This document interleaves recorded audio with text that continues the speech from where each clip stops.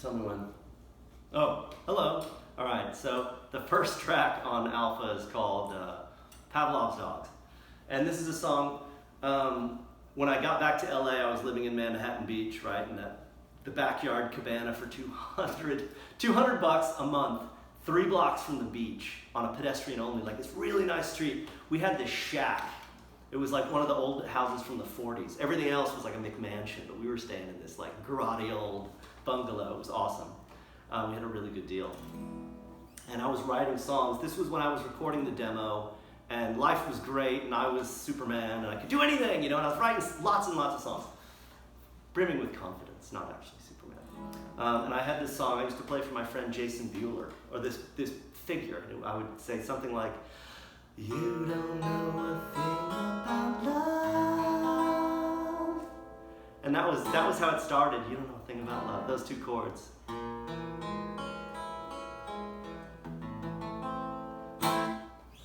And then I had the verse came about. And this was at a time when I didn't have a band, I didn't have a drummer. So I would kind of play what I call lead rhythm guitar. And play like...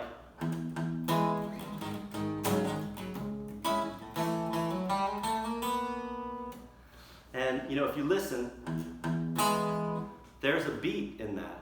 The Beatles, before they got Pete Best, before they had Ringo, they would play without a drummer. And people would say, "Where are the drums?" And John or Paul would say, "The rhythm's in the guitars."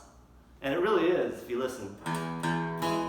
That's boom, boom, clap. That's stomp, stomp, clap. It's the fundamental beat in "We Will Rock You" by Queen, So I would write these songs that were rhythmically, to me, interesting,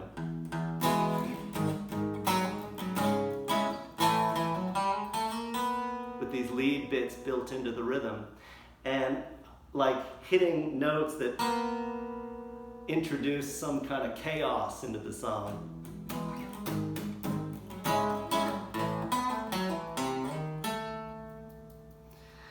Now, when it came time to write the lyrics, the song, that's a flat 5, and that's like the most dissonant interval. It introduced this idea of something going wrong. So it was like, when your nights are long and everything's going wrong. And then what do you do when everything's going wrong? Well, nowadays you just log on to fill in the blank dark. Your problems are as good as gone. Can't you see? And it's this idea of being sold a bill of goods. Advertising offering you something you must have. And, the internet now and delivery, the sort of modern economy we have, providing instant gratification. Love and happiness with free delivery. Popularity, download the MP3. Your whole humanity on sale now for a reasonable fee. So I had all these chords in there. Like there's a whole orchestra of parts going on in that guitar part. And a lot of chords that I think I would invent out of necessity. I don't know exactly what that chord is. I know I go from a D7 to a B7, basically. I've never seen that chord in a book. I just kind of invented it. And there are all these chords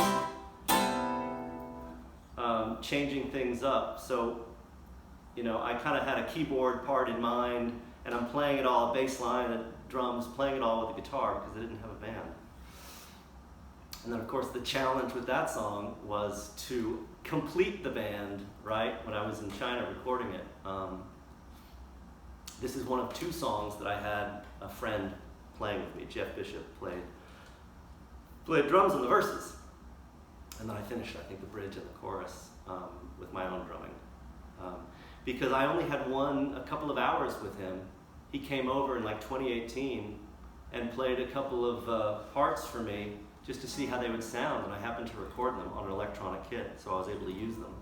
When I finished the drums for the rest of the album, it was in January 2020, and my campus had locked down So there were no other people there. I had to do it myself because no one could visit. Anyway, yeah, so Pavlov's dogs had all these strange chords. And I just want to throw a shout out to Brian Wilson. I was a big fan of the album Pet Sounds, the Beach Boys' masterpiece, Pet Sounds. And I really studied it, and I learned all these beautiful chords listening to that. And this one in particular appears in a few of my songs. And it comes from God Only Knows, and also Don't Talk, Put Your Head on My Shoulders. So, because I didn't learn music properly, recording artists were my teachers. I would just listen to a song and go, ooh, that chord is nice, what is it? Figure it out. Anyway, thanks, Brian. So that song is about the perils of instant gratification as combined with the lure of advertising, right? Which I go into in the bridge. All right, that's it.